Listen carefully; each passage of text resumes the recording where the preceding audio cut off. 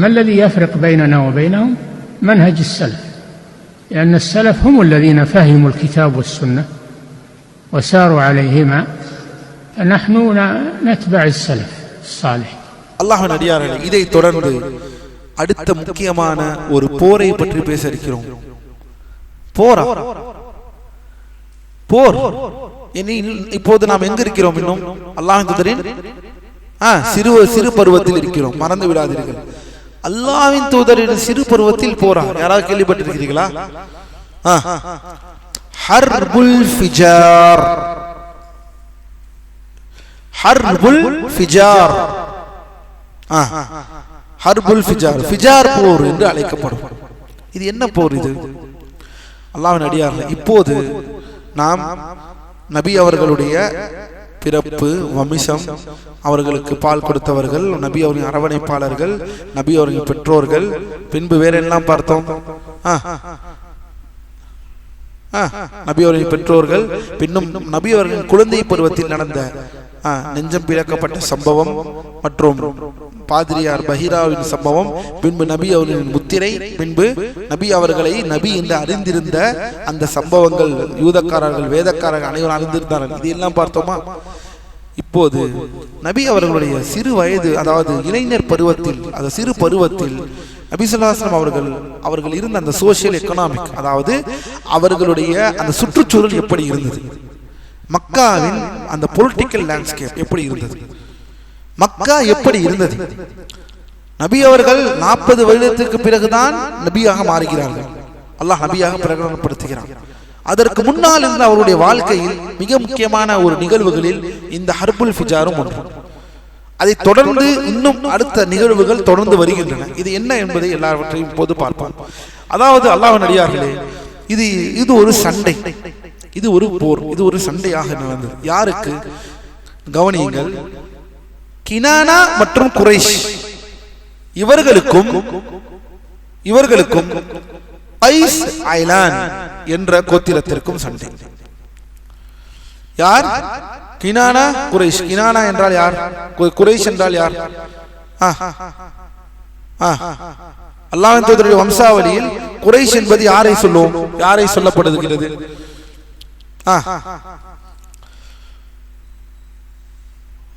யார் யார் அல்லாஹ்வின் வம்சாவளியை மனப்பாடம் செய்தார்கள்? இன்று யார் சொல்வார்கள்? நேற்று 2 பேர் சொன்னார்கள். இன்று யார் மனப்பாடம் செய்தது? முஹம்மது இப்னு அப்துல்லா இப்னு அப்துல் முத்தலிப் இப்னு ஹாஷிம் இப்னு அப்து மனாஃப் இப்னு குஸை இப்னு கிலாப் இப்னு முர்ரா இப்னு கஅப் இப்னு லுஐ இப்னு காலிப் இப்னு ஃபிஹர் இப்னு மாலிக் இப்னு நதர் இப்னு கினானா இப்னு முத்ரிகத் இப்னு ஹுஸைமத் இப்னு முத்ரிகத் இப்னு இலியாஸ் இப்னு இலியாஸ் இப்னு முதர் இப்னு நிசார் இப்னு மஅத் இப்னு அத்னான். யார் சொல்லுவா? இன்று ஏதாவது புதிய மனப்பாடம்? சரி, கினானா மற்றும் குரைஷ். குரைஷ் இங்கு யார் என்றால் ஃபிஹர். உலமாக்கள் 2 கூற்று சொல்கிறார்கள். ஒன்று ஃபிஹர் அல்லது ஃபிஹருடைய பாட்டனார் யார்? நதுர். ஒன்று ஃபிஹர் அல்லது ஃபிஹருடைய பாட்டனார் நதுர். இவர்கள் தான் குரைஷ். இவர்கள் சந்ததியினர்களும் கவனியுங்கள், கைஸ் மற்றும், அதாவது இவர்களுக்கும் குரைஷ் மற்றும் கினானாவிற்கும், குரைஷ் அல்லாஹ்வின் தூதருடைய, இவர்கள் யார்? இவர்கள் கினானா. கினானாவும் குரைஷும் ஒரு பக்கம், கைஸ் ஐலான் என்ற இன்னொரு பழங்குடி ஒரு கூட்டத்திற்கும், ஒரு கோத்திரத்திற்கு. இந்த கைஸ் ஐலான் யார் தெரியுமா? முதர் வழி வந்தவர்கள். இந்த கைஸ் ஐலான் யார்? முதர் யார்? நிசாரின் மகன்கள். சரி, இந்த போர், இது என்ன நடந்தது? அல்லாஹ்வின் அடியார்களே கவனிங்கள், இந்த போர் பாரக்கல்லாஹு ஃபீக்கும், கவனியுங்கள், இப்போர் வரம்பு மீறுதல். அதனால்தான் இதற்கு ஹர்புல் ஃபிஜார் என்று பெயர் வைக்கப்பட்டுள்ளது. இது வரம்பு மீறுதலான ஒரு போர். என்னவென்றால், மற்றொரு காரணம் உலமாக்கள் சொல்கிறார்கள், தங்களுக்குள் புனிதமானவற்றை பாழாக்கினார். இது நபி அவர்களின் பங்களிப்பு என்ன? இது எல்லாத்தையும் இப்போது பார்ப்போம். நபி அவர்களுக்கு எத்தனை வயது இருந்தது? உலமாக்கள் ஏறத்தாழ 15 20 வயது என்று சொல்கிறார்கள். நபி அவர்களுக்கு இந்த சம்பவம் நடக்கும் பொழுது பாருங்கள், இப்போது நபி இங்கு வளர்ந்து விட்டார்கள். நபி அவர்கள் இப்போது நம் வரலாற்றில் நபி ஸல்லல்லாஹு அலைஹி வஸல்லம் இப்போது என்ன ஆகிவிட்டார்கள்? வளர்ந்து விட்டார்கள். ஏனெனில் நம் குழந்தை பருவத்திலிருந்து பார்த்து கொண்டு வந்தோம். இப்போது நபி அவர்கள் வளர்ந்து விட்டார்கள். அப்படி இருக்கும் பொழுது ஒரு பிரச்சனை வருகிறது. யாருக்கும் ஹர்புல் ஃபிஜார், கிரானா குறைஷிற்கும் கைஸ் ஐலான். இந்த கைஸ் ஐலான் என்பவர்கள் முதல் வழி வந்தவர்கள். இவர்கள் இருவருக்கும் சண்டை. கவனிங்கள். மேலும் இந்த போர் எப்போது நடந்தது என்றால், போர் செய்யக்கூடாது என்ற தடுக்கப்பட்ட அஷ்ஹுருல் ஹுரும், அதாவது புனிதமிக்க மாதத்தில் இந்த போர் நடந்திருக்கிறது, இந்த சண்டை நடந்திருக்கிறது. என்னது?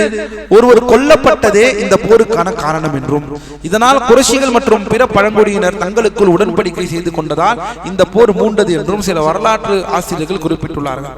அப்போது நபிகளாருக்கு 20 வயது என்று கூறப்பட்டுள்ளது.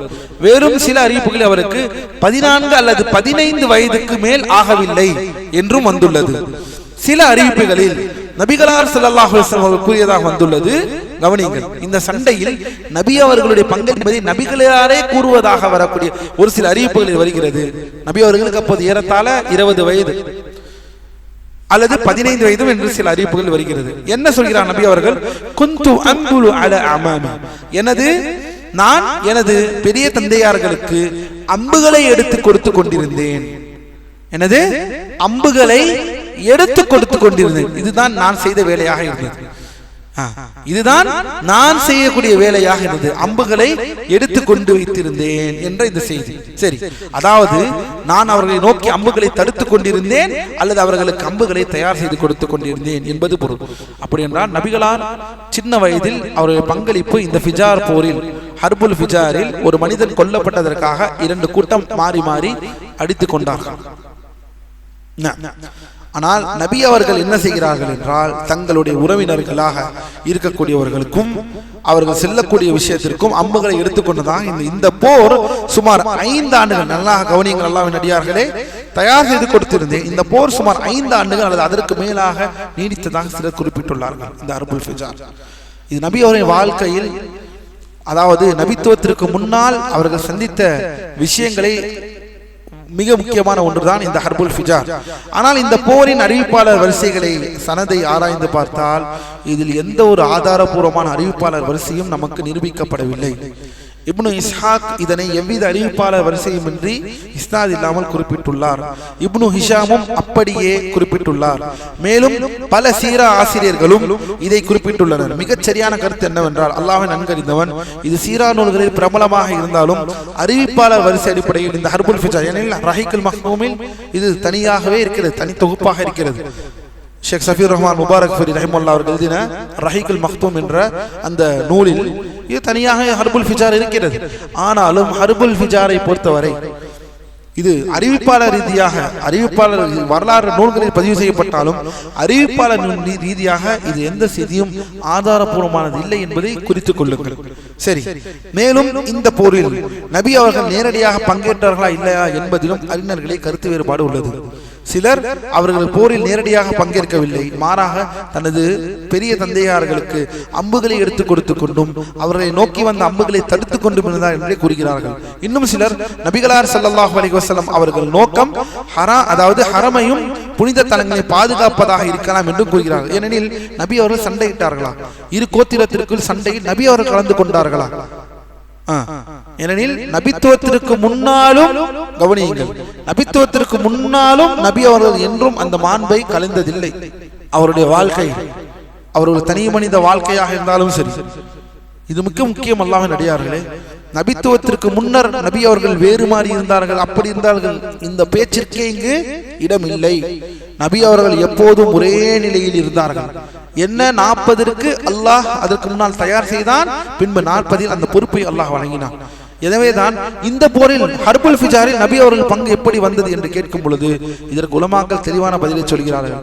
நபி அவர்கள் பங்கிடுவதற்கு காரணம் உலமாக்கள் சொல்கிறார்கள், ஹரமையும் காபாவையும் புனித தலங்களையும் பாதுகாப்பதற்காகவே இருக்க முடியும் என்று உலமாக்கள் பதிலளிக்கிறார்கள்.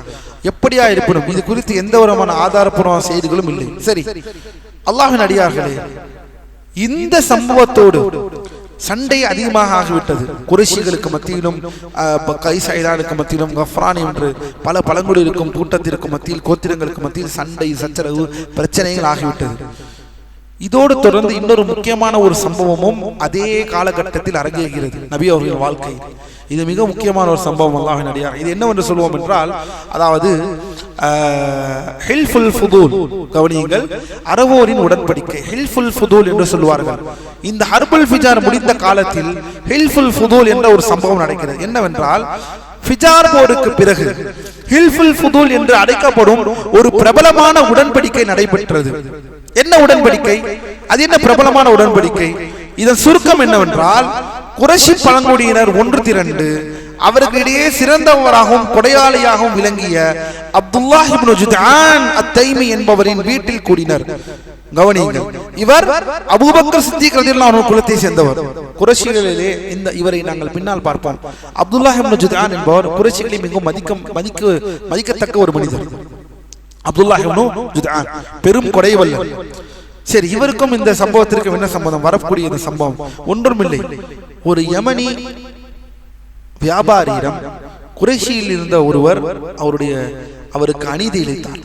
மக்காவில் யமனிகள் வியாபாரத்திற்கு வரும் பொழுது ஒரு யமனி உடைய வியாபாரத்துடைய பொருளை வாங்கிவிட்டு காசை தராமல் அல்லது அவருக்கு அநீதி இழைத்ததாக வருகிறது. இதில் ஆரம்பித்ததுதான் இந்த பிரச்சனை. கவனியுங்கள், நபி அவர்கள் வாழ்க்கையில், நபி அவர்களுடைய இளமை பருவத்தில் நடந்த சம்பவங்களில் போது நாம் தொடர்பு கொண்டிருக்கிறோம். இதையெல்லாம் கவனிக்க வேண்டும். நபி அவர்கள் எந்த நிலையில் இருந்தார்கள், அவர்கள் எப்படிப்பட்ட அவர்களுக்கு தாக்கம் இருந்தது, ஸல்லல்லாஹு அலைஹி வஸல்லம் எப்பேற்பட்ட சூழல்களை எல்லாம் அவர்கள் பார்த்தார்கள் என்பதை அல்லாஹ் அவர்களுக்கு கற்றுத்தருகிறான். அதில் முக்கியமான விஷயம் தான் இந்த ஹில்ஃபுல் ஃபுதூல். இந்த விஷயம், இந்த ஹில்ஃபுல் ஃபுதூலை பார்த்தோம் என்றால், அப்துல்லாஹ் இப்னு ஜுத்ஆன் தைமி என்பவர் வீட்டில் இந்த உடன்படிக்கை நடைபெறுகிறது. இது என்ன உடன்படிக்கை? பின்னால் வருகிறது, கவனியுங்கள்.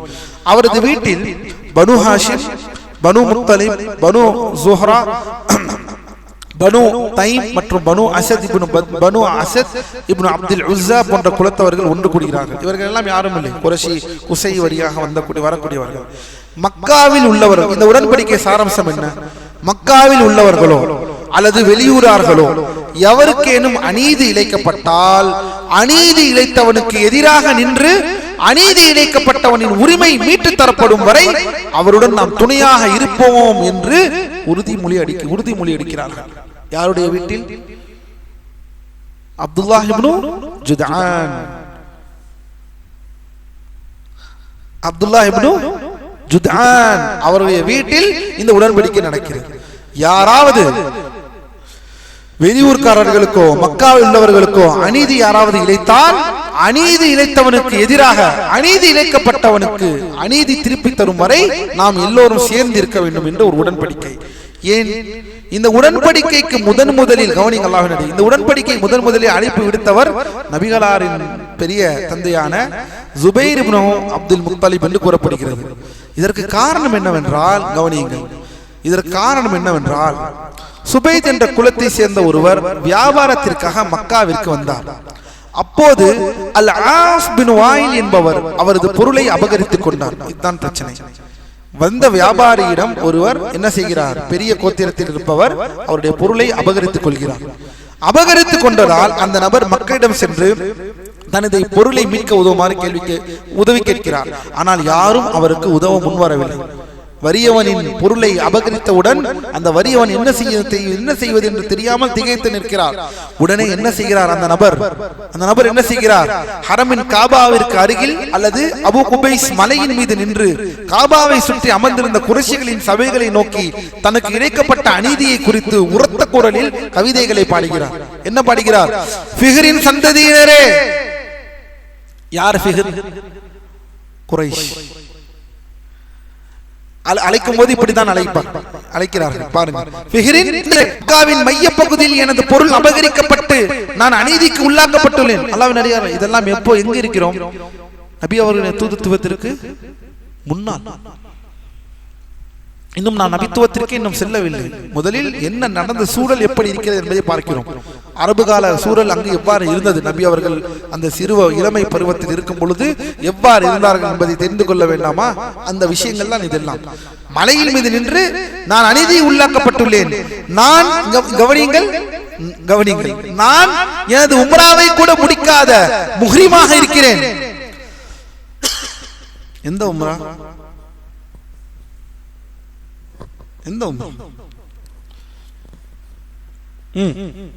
இதெல்லாம் நமக்கு பாடம். இதற்கு முன்னால் சென்றவர்கள் என்ன கொள்கையில் இருந்தார்கள் என்பது இதெல்லாம் ஒரு பாடம். அல்லாஹை மறுத்து எல்லாம் யாரும் வாழவில்லை அல்லாஹ்வின் அடியார்களே. அல்லாஹ் ஒருவன் இல்லை, நாங்கள் வேறு ஒருவனை வணங்குகிறோம் என்பது அல்ல அவர்கள் நிலை. அவர் நிலை என்னவாக இருந்தது? அல்லாஹை அணிந்துதான் வைத்திருந்தார்கள், ஆனால் அல்லாஹ்விற்கு இணை வைத்தார்கள். அல்லாஹை வணங்கவில்லை என்று சொல்லவில்லை, அல்லாஹையும் வணங்குவோம், அல்லாஹ் அல்லாத மற்றவர்களையும் வணங்குவோம். ஏன் சொல்றாரு? நான் உம்ராவை கூட முடிக்காத முஹ்ரிமாக நிற்கிறேன், உங்களது உதவி எங்கே ஃபிஹ்ரின் சந்ததியினரே என்று அழைக்கிறார். இதனை கேட்ட ஜுபைர் இப்னு அப்துல் முத்தலிப், யார் ஜுபைர் இப்னு அப்துல் முத்தலிப்?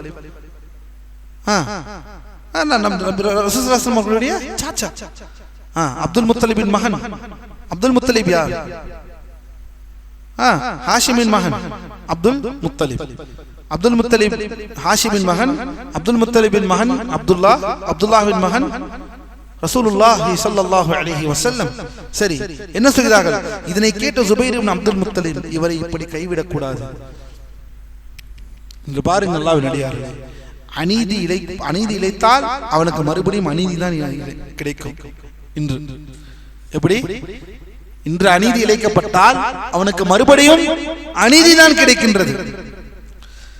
இதை கேட்டவுடன் ஜுபைர் இப்னு அப்துல் முத்தலிப் இவரை இப்படி கைவிடக்கூடாது என்று கூறினார். பின்னர் பல குலத்தவர்கள் எல்லோரும் சேர்ந்து அப்துல்லாஹ் இப்னு, இந்த பெயரை ஞாபகம் வையுங்கள், இப்போ ஒரு சம்பவம் இருக்கிறது. அப்துல்லாஹ் இப்னு ஜுத்ஆனின் வீட்டில் கூடினார். அவர் அவர்களுக்கு உணவளித்தார். எவரேனும் அநீதி இழைக்கப்பட்டால் அவருக்கு உதவி செய்வது என்றும், அநீதி இழைத்தவனிடமிருந்து உரிமையை மீட்டு தரும் வரை அவனை விடுவதில்லை என்றும் அல்லாஹ்வின் மீது அவர்கள் சத்தியம் செய்து உடன்படிக்கை செய்து கொண்டனர். யார் மீது? நபித்துவம் வந்துருச்சா?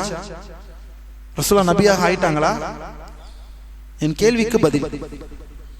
நபித்துவம் வந்துருச்சா? ரசூலுல்லாஹ் நபியாக ஆனாங்களா? அப்புறம் எப்படி அல்லாஹ்வின் மீது சத்தியம்? எப்படி அல்லாஹ்வின் மீது சத்தியம்?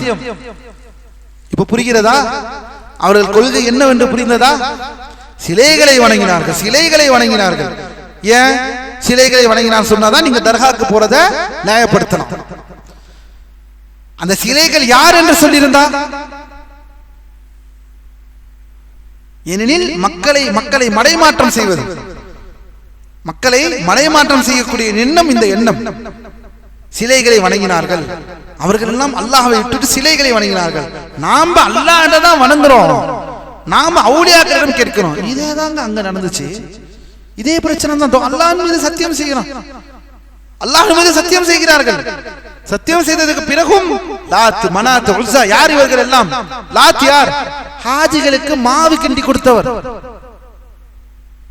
ஹாஜிகளுக்கு மாவு கிண்டி கொடுத்தவர் சாலிஹான மனிதர். மரணத்திற்கு பிறகு அவர் கபரை ஆக்கி அவுலியாவாக வணங்கினார்கள். இதுதான் லாத்துடைய வரலாறு. மனாத் யார்? சாலிஸ் யார்? யஊஸ் என்றால் யார்? யஊக் என்றால் யார்? அல்லாஹ் நம்மை நேர்வழியை செலுத்துவானா? கவனியுங்கள், அல்லாஹ்வின் மீது சத்தியம் விட்டு உடன்படிக்கை செய்து கொண்டனர். ஏன் தெரியுமா இதை ஒரு பேசுகிறோம்? நபி அவர்களுக்கு இந்த உடன்படிக்கை பெரும் தாக்கத்தை ஏற்படுத்தியது அவருடைய வாழ்க்கையில். என்ன தாக்கம் பாருங்கள். நீதியின் மான் அல்லவா, நீதிமான் அல்லவா, நீதிக்கு பெயர் போனவர்கள் அல்லவா. அதாவது இதெல்லாம் எதை காட்டுகிறது என்றால், நபித்துவத்திற்கு முன்னாலும் நபியின் நபியின் கல்பும் நபியின் உடலும் நபியின் வாழ்க்கையும் நீதியை நோக்கியே ஒரு பயணம், ஒரு பெரிய பொறுப்பை நோக்கி ஒரு பயணம். சரி, அப்துல்லாஹ் இப்னு ஜுத்ஆன் அவருக்கு உணவளித்து ஜுபைர் அப்துல் முத்தலிப் பார்க்கிறார். பார்த்தவுடன் அவரை கொண்டு போகிறார். அவரை கொண்டு போய்விட்டு அப்துல்லாஹ் இப்னு ஜுத்ஆனிடம் அழைத்து செல்கிறார்கள். அப்துல்லாஹ் இப்னு ஜுத்ஆன் முடிவெடுக்கிறார், இனி எந்த அநீதியாளனும், இனி அநீதி இழைக்கப்பட்டவருக்கு நாம் அநீதி இழைக்கக்கூடாது, அந்த அநீதி இழைக்கப்பட்டவருக்கு அந்த நீதியை நாம் வாங்கி தர வேண்டும் என்று உறுதிமொழி எடுக்கிறார்கள். கவனியுங்கள், இந்த அப்துல்லாஹ் இப்னு ஜுத்ஆன், ஷேக் அரஃபாத் இங்கு சொல்கிறார் மிக முக்கியமான விஷயம். இந்த அப்துல்லாஹ் இப்னு ஜுத்ஆன் கொடைத்தன்மைக்கும் உறவுகளை பேணி பாருங்கள். ஒரு மனிதன் நல்லவர் என்பதற்கு அடையாளங்களை உலமாக்கள் என்ன சொல்கிறார்கள் பாருங்கள். இந்த எண்ணம் நம்மளுக்கு வர வேண்டும். கொடைத்தன்மை, என்னது? கொடைத்தன்மை.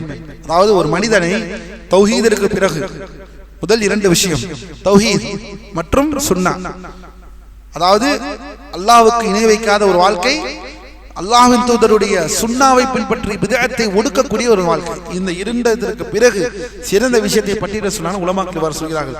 சிறந்த கொடைத்தன்மை, உறவுகளை பேணுவதற்கும். யார்? இந்த அப்துல்லா இப்னு ஜுத்ஆன். கொடைத்தன்மை, உறவுகளை பேணுவதற்கும் ஏழைகளுக்கு உணவளிப்பதற்கும் பெயர் போனவராக இருந்தவர். யார்? இந்த அப்துல்லா இப்னு ஜுத்ஆன். உறவுகளை அப்படி பேணுவாராம், உறவுகளை அப்படி பேணுவாராம், ஏழைகளுக்கு அப்படி உணவளிப்பாராம், அவ்வளவு கொடைவள்ளலாக இருப்பாராம். யார்? இந்த அப்துல்லா இப்னு ஜுத்ஆன். இவருடைய தலைமையில் தான் இந்த உடன்படிக்கை அரங்கேறினது, இந்த ஹில்ஃபுல் ஃபுதூல். ஏன் தெரியுமா இவ்வளவு இதாக இருக்கிறது? இந்த ஹதீஸை கவனிங்கள். இந்த ஹதீஸோடு இப்போது உமக்கு ஒரு தொடர்பு வருகிறது. இதனால் தான் ஆயிஷா ரலியல்லாஹு அன்ஹா அவர்கள் நபிகளாரிடம் ஒரு முறை கேட்டார்கள். இதெல்லாம் பின்னால் வந்த ஹதீஸ். நபிகளார் ஸல்லல்லாஹு அலைஹி வஸல்லம் அவர்கள், அல்லாஹ்வின் தூதரே, இப்னு ஜுத்ஆன் அறியாமை காலத்தில் உறவுகளை பேணுபவராகவும் ஏழைகளுக்கு உணவளிப்பவராகவும் இருந்தாரே, அது அவருக்கு பயன் தருமா? ஆயிஷா ரலியல்லாஹு அன்ஹா ஒரு மனிதனை, அறியாமை காலத்தில் இருந்த ஒரு மனிதரை பற்றி அல்லாஹ்வின் தூதரிடம் கேட்டு அவர் நிலை என்ன என்பதை கேட்கிறார்கள் என்றால், அப்துல்லா இப்னு ஜுத்ஆன் எப்பேற்பட்ட ஒரு மனிதராக இருக்க முடியும் என்பதை பாருங்கள். பின்னால் வரக்கூடிய ஒரு சம்பவத்தை இங்கு என்ன செய்கிறார் ஷேக் அரஃபாத் அவர்கள் ரிலேட் செய்கிறார். ஏன்னா ரெண்டும் ஒன்றுதான். ஏன்? இது சம்பந்தப்பட்டவர் யார்? அப்துல்லா இப்னு ஜுத்ஆன், அந்த பெரிய குறைஷிகளில் உள்ள ஒரு மிக முக்கியமான ஒரு தலைவர். அப்துல்லா இப்னு ஜுத்ஆன் பெரிய கொடைவரலாக இருந்தாரு. வரலாறு பழைய காலத்தை யோசித்து கேட்கிறார்கள். ஆயிஷா ரலியல்லாஹு அன்ஹா மதீனாவில் வந்ததற்கு பிறகு இதெல்லாம் கேட்கிறார்கள். இதெல்லாம் நடந்து மக்காவிலே இருந்தவர் மரணித்தவர். இதெல்லாம் கேட்கிறார்கள். இப்படி இருந்ததை இவர் நிலை என்ன என்று கேட்டதற்கு என்ன பதில் அளித்தார்கள்? அவருக்கு அது பயன் தருமா என்று கேட்டதற்கு என்ன பதில் அளித்தார்கள்? என்ன பதில் அளித்தார்கள் நபி அவர்கள்? இல்லை, இல்லை, அது அவருக்கு பயன் தராது. இன்னஹு நாம் فقال لا ينفعه. அல்லாஹ் தூதர் சொன்னார்கள் لا ينفعه. என்ன சொன்னார்கள் அதற்கு பதில்? இன்னஹு லம் யகுல் யௌமன் ரப்பி இக்ஃபிர் லீ خطيئتي يوم الدين. லா இலாஹ இல்லல்லாஹ். மேலும் ஏனெனில் அப்துல்லா இப்னு ஜுத்ஆன் ஒரு காலமும் அவர், என் இறைவா, தீர்ப்பு நாளில் என் குற்றங்களை மன்னிப்பாயாக என்று ஒரு காலம் அவர் கூறியதில்லை. உலமாக்கள் இங்கு விளக்கம் தருகிறார்கள். அதாவது இங்கு என்ன வருகிறது என்றால், அல்லாஹ்விற்கு அவர் இணை வைக்காமல் இல்லை. அல்லாஹ்விற்கு அவர் இணை வைத்தார். அந்த பாவ மன்னிப்பை அவர் அல்லாஹ்விடம் மட்டுமே கேட்டிருந்தால், அதை அல்லாஹ்வை மட்டுமே அவர் ஏற்றிருந்தால் அவருக்கு இது பயனளித்திருக்கலாம். ஆனால் அப்துல்லா இப்னு ஜுத்ஆன் இவ்வளவு இதாக இருந்தாலும் அவர் ஒரு காலமும், என் இறைவா, என் இரட்சகனே, தீர்ப்பு நாளில் என் குற்றங்களை நீ மன்னிப்பாயாக என்று ஒரு காலம் அவருக்கு கேட்டதில்லை என்று பதிலளித்தார்கள். இதுதான் இந்த அப்துல்லா இப்னு ஜுத்ஆன். இதிலிருந்து தெரிவது என்னவென்றால், ஒரு காஃபிர், அரஃபாத் சொல்கிறார், ஒரு காஃபிர், இறை மறுப்பாளர் உலகத்தில் எவ்வளவு நற்செயல்களையும் செயல்களையும் சிறந்த காரியங்களையும் செய்திருந்தாலும் அவர் குஃப்ரில் மரணம் அடைந்தால் மறுமையில் அந்த செயல் அவருக்கு பயன் தராது. அவர்கள் செய்த உதவிகள் அல்லது தடுத்த தீமைகளுக்கு ஏற்ப சில காஃபிர்களுக்கு வேதனை ஓரளவு குறைக்கப்படலாம். இது இருக்கிறது. சில காஃபிர்களுக்கு மறுமையில், அதாவது உலகத்தில் அவர் செய்த அந்த பொதுவான அந்த நன்மைகளை காண்டி அவருடைய அந்த பாவம், அவருடைய அந்த வேதனை குறைக்கப்படலாம். ஆனால் அவர்கள் சொர்க்கத்தின் இன்பங்களை கொண்டு கூலி வழங்கப்பட மாட்டார்கள். மேலும் குஃப்ருடன் எந்த ஒரு நற்செயலும் ஏற்றுக்கொள்ளப்படாது. இதே அப்துல்லா இப்னு ஜுத்ஆன் யாரின் மீது சத்தியம் செய்கிறார்கள்? உடன்படிக்கை யாரின் மீது? அல்லாஹ்வின் மீது.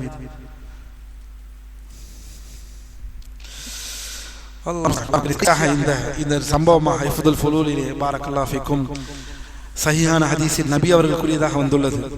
இதுதான் கடைசி விஷயம்.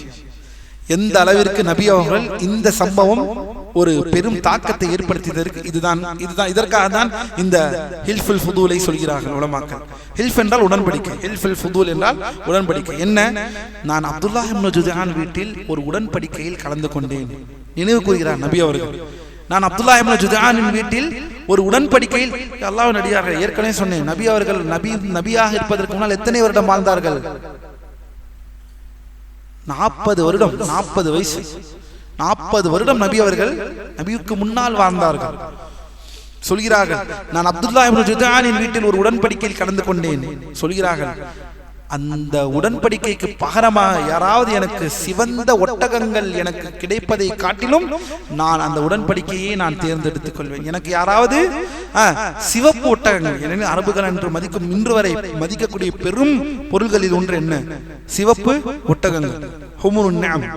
இந்த சிவப்பு ஒட்டகங்கள் எனக்கு கொடுத்தாலும் நான் எதை தேர்ந்தெடுப்பேன் என்றால் அப்துல்லா இப்னு ஜுதான் போட்ட அந்த உடன்படிக்கையை தான் நான் தேர்ந்தெடுப்பேன், அதை தான் தேர்ந்தெடுப்பேன், இதை நான் விரும்ப மாட்டேன். இன்னும் சொல்கிறார்கள், இஸ்லாத்திலும் அந்த உடன்படிக்கைக்கு நான் அழைக்கப்பட்டால் நிச்சயமாக நான் அதற்கு பதிலளிப்பேன். நபி அவர்கள் இந்த உடன்படிக்கையில் கலந்து கொண்டு அதை புகழ்ந்துள்ளார்கள். ஏனெனில் ஒரே காரணம்.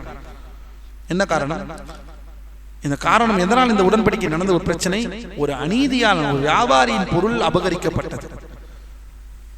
இன்று மாமூல் வாங்குகிறார்களே கடை கடையாக நின்று, இதெல்லாம் எங்கு கொண்டு போய் சேர்ப்பது?